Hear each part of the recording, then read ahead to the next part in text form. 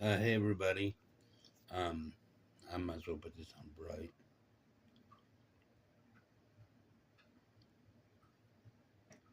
Um, well, I can't really turn my camera around, so I was going to demonstrate sort of how the sliding doors work, but also they need a lot more work to open easily without having to jerk them around or anything. Let me see if you can see this. Okay. Well, for the sliding door, I think it opens fairly easily, I think. Or I think you have to jerk it some. Or you have to pull this thing back here. And then it slides through, I think.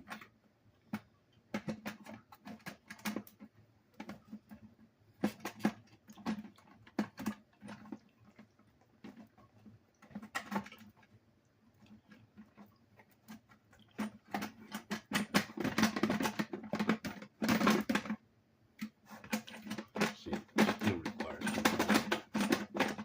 some work to do.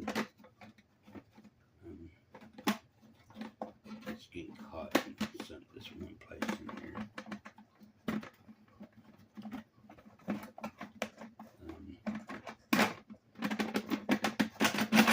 Well, there it goes. And this one, I think, it gets caught too in this one certain place.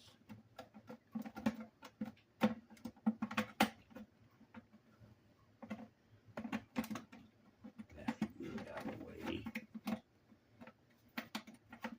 then it's supposed to go in pretty easily, I think. It's supposed to go in pretty easily.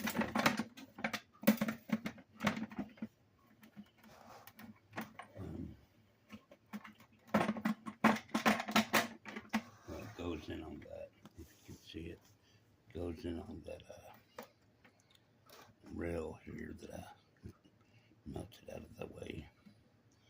And in here is the holodeck that I made out of a smaller Christmas tree, and I couldn't open it inside. But that's just, it's wide enough to paint the inside or to put a picture around the inside of a background scenery.